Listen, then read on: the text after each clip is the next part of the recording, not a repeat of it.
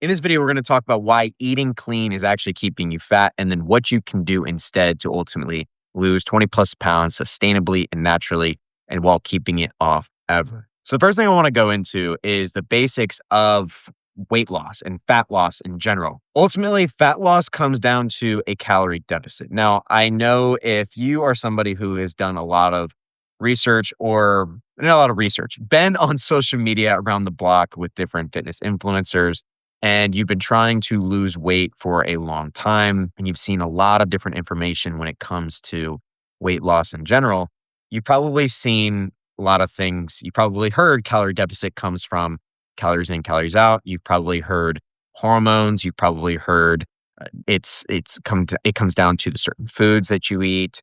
And ultimately, when you get down to the nitty gritty, these things can all be true to some degree, but the ultimate truth is it comes down to calories in, calories out.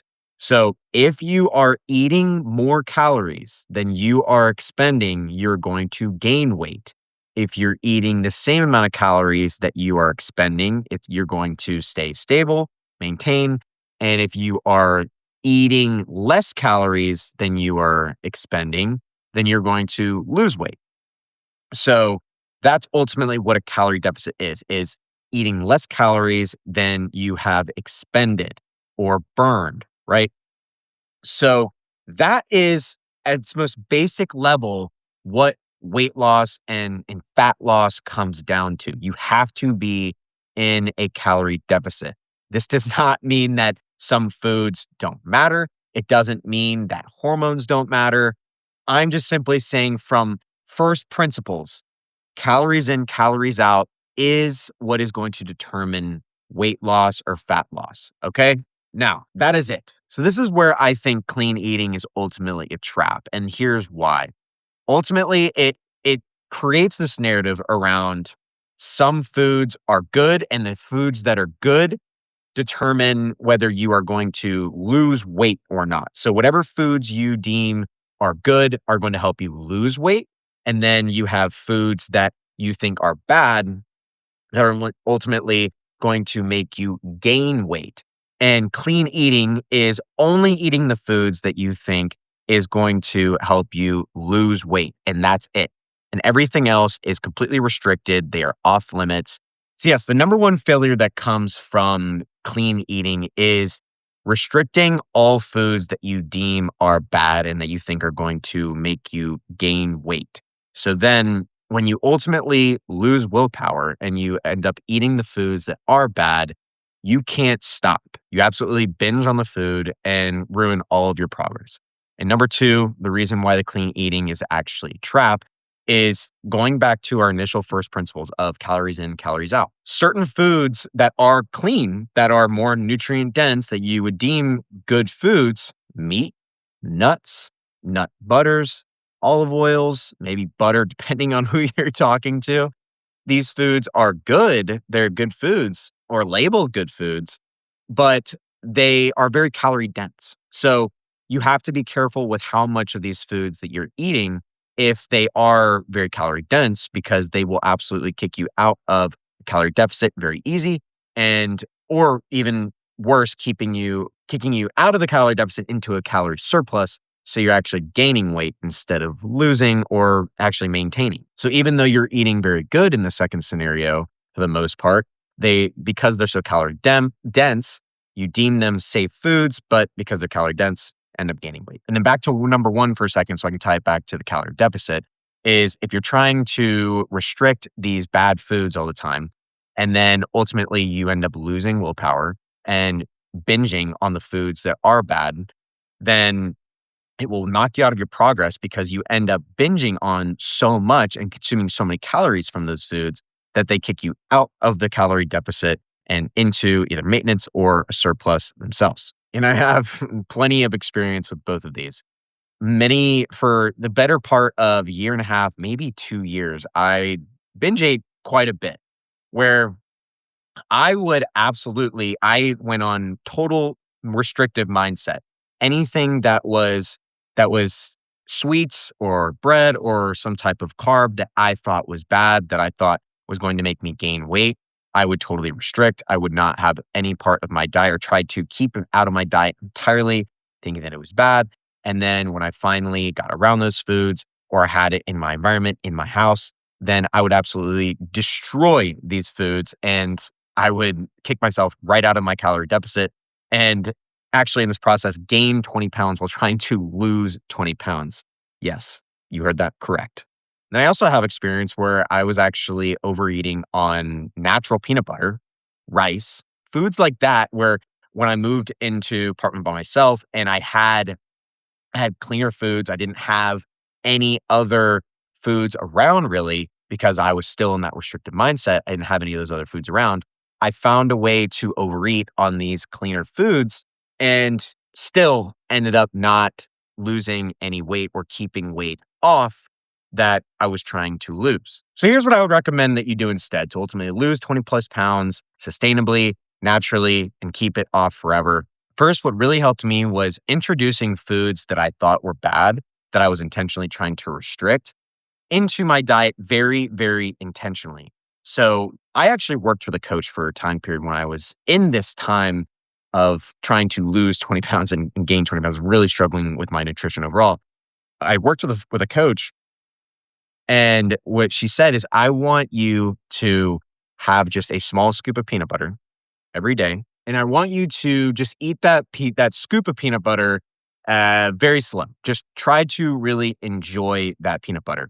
And this is not necessarily so much of a weight loss trick, but as a hack to help you with the restrictive mindset that ultimately when we get out of the restrictive mindset, then when you're around those certain foods, it's not so much of this big thing and you're not being consumed by them. You're not being obsessive about these foods. It's just they're around, you've had a little bit, you have constant exposure to them, and now you can have a little bit and not absolutely just go off the chain. So ultimately help me not want it nearly as much. Number two, come up with a fat loss plan that integrates foods that you really, really enjoy, sweets or bread or something, somehow, some way into your plan.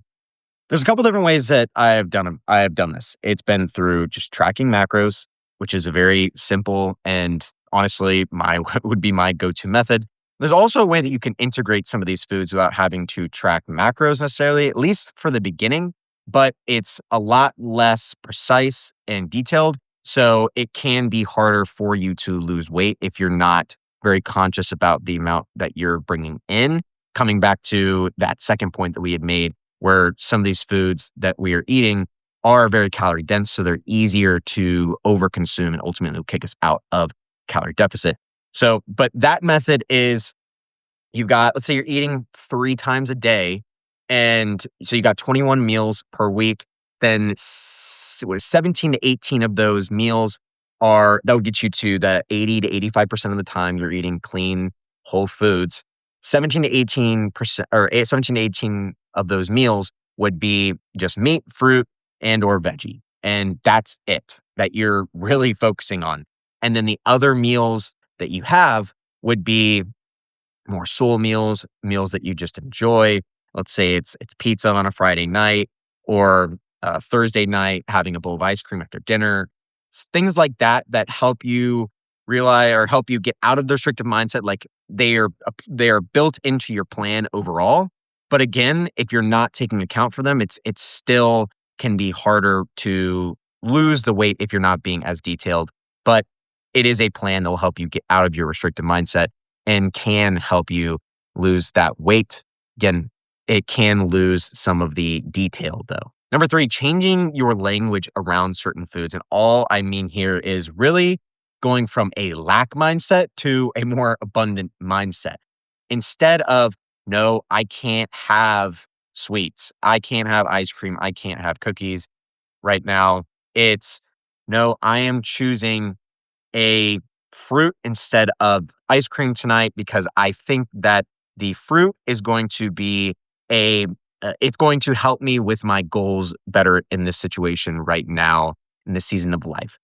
That little subtle mindset shift is so, so powerful because now you're focusing on what you get to do and the abundance of what you're choosing and aligning it with your deeper why rather than just straight up being like, nope, can't have that.